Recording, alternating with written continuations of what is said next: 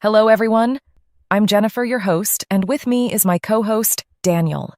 Hey everyone, we're excited you've joined us today.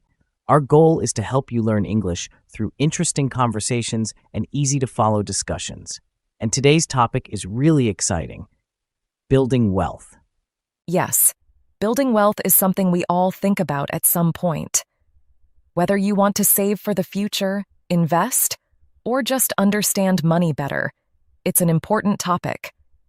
We'll share tips and ideas, and of course, keep it simple so you can practice your English along the way. Exactly. And the best part is, by the end of today's episode, you won't even realize that you've picked up new vocabulary related to finance. Learning while having fun, that's what we're all about. Absolutely. So, let's dive right into today's topic. So, Daniel, let me ask you, when did you start thinking about saving and building wealth? Was there a moment when you realized, I need to start doing something about my money? Oh, definitely. It was right after college. I got my first job, and for the first time, I had a steady income. But after a few months, I realized that I wasn't saving anything. I was spending on things I didn't really need. It hit me when I checked my bank account and thought, whoops, I should be smarter with my money. That's such a relatable story. I think many people go through that moment when they realize they need to start saving and thinking about the future. For me, it was when I wanted to buy my first car. I didn't have enough savings, and I had to make a plan to start building my finances. Exactly. Building wealth isn't just for the super rich. It's something we can all do, little by little. Today, we'll share some ideas that can help anyone start building wealth, no matter where they are in life. So, Jennifer, let's start by talking about what wealth really means. A lot of people think it's just about how much money you make, right? But wealth is much more than just your salary. Exactly, Daniel. A lot of people confuse income with wealth. You can have a high income and still not be wealthy if you're spending everything you earn. Wealth is really about what you save, invest, and build over time. It's about accumulating assets like stocks, bonds, real estate, things that can grow in value and help you build your financial future. Right. Wealth is really about the bigger picture, your financial health over the long term. It's about what you keep after all your expenses and how you grow it. When I started my first job, I was earning a decent salary, but I wasn't saving anything. At the time, I thought having a good income meant I was doing fine financially, but I didn't realize that without saving and investing, I wasn't actually building wealth. I totally relate to that. When I got my first job, I felt the same way. I was spending my entire paycheck on things I didn't really need, just because I had the money. But one day, I looked at my bank account, and I had nothing left. It was a wake-up call for me. That's when I realized that being rich doesn't mean earning a lot. It's about being smart with your money and making it grow. And that's where financial goals come in, right? If you don't have a plan, it's so easy to just spend money without thinking about the future. I remember when I set my first financial goal, it was to save up for a down payment on a car.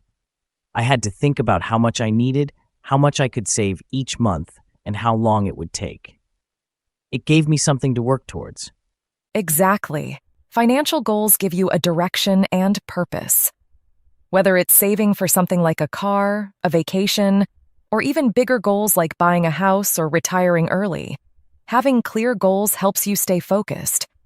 When I was paying off my student loans, I set small goals along the way. I'd break it down into manageable chunks, like paying off one loan at a time. It made the process less overwhelming and kept me motivated. I like how you mentioned breaking it down. Sometimes when we think about big financial goals, they can feel out of reach. But if you break them into smaller, more achievable goals, it feels less stressful, like building an emergency fund. Instead of aiming for a huge number right away, start with something small, like $500, and build from there. That's a great point, Daniel. It's like building wealth brick by brick. And once you have those financial goals in place, one of the best ways to grow your wealth is by investing. Saving is important, but investing is how your money starts working for you. There are so many ways to invest: stocks, bonds, mutual funds, real estate. I started with mutual funds because they felt safer, but over time, I got more comfortable investing in individual stocks. Yes, investing is key. I was really nervous about investing at first because I didn't know much about it. But I started small with my retirement account and then gradually learned about other types of investments. It's amazing how your money can grow over time, even with small, consistent contributions. Exactly. And speaking of being consistent, one thing that can really derail wealth building is debt. I've seen so many people struggle because of credit card debt. It's easy to fall into, but hard to get out of if you're not careful. Managing credit wisely is so important. Oh, for sure. I learned that lesson the hard way. When I first got a credit card, I didn't really think about the interest. I was just swiping it left and right. But then the balance kept growing, and I was only paying the minimum each month.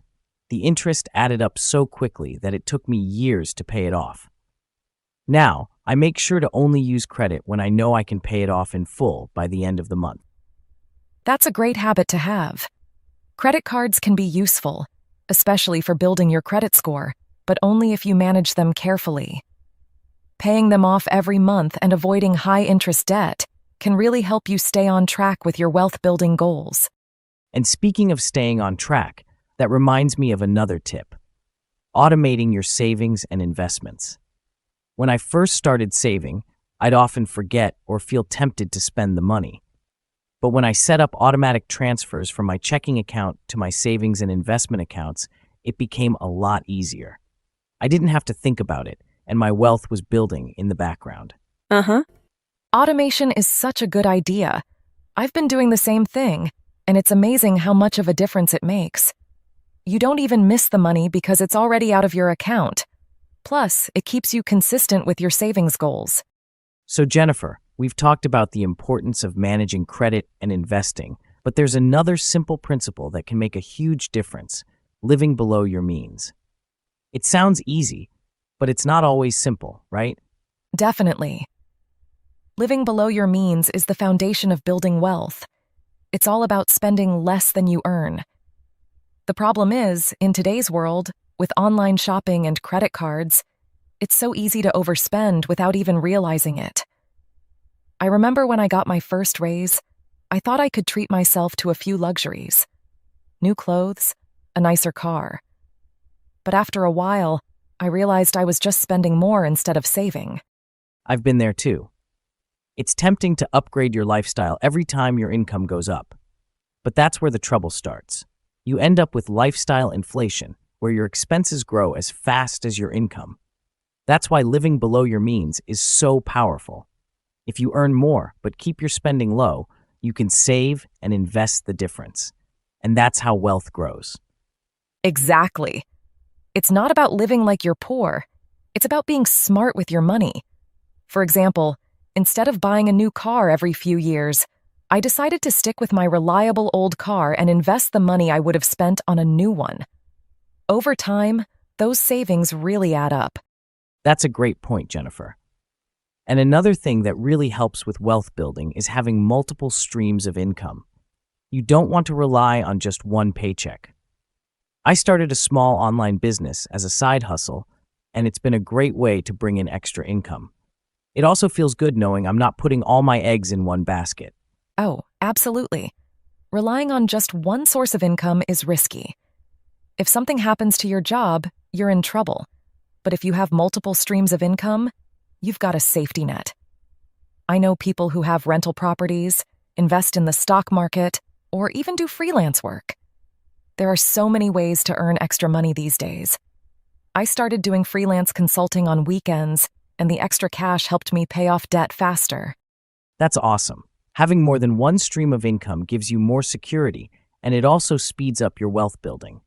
Plus, with technology these days, starting a side hustle is easier than ever.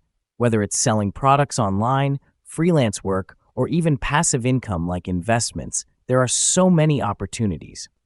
Exactly. And what I've learned is that once you start seeing the benefits of having multiple incomes, it motivates you to think bigger and look for more ways to grow your wealth.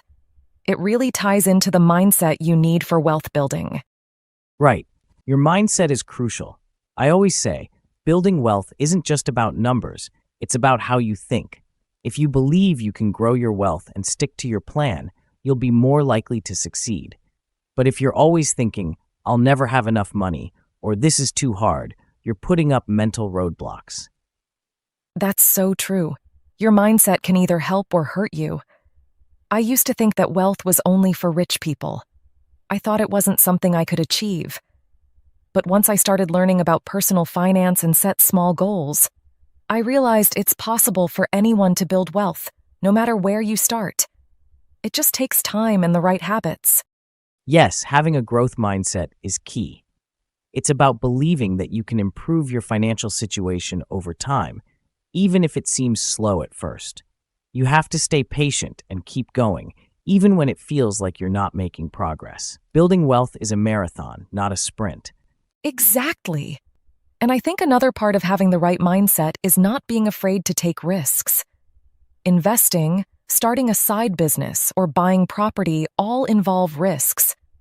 But if you don't take calculated risks, it's hard to grow your wealth. The key is to educate yourself, start small, and make smart decisions along the way. Totally agree, Jennifer.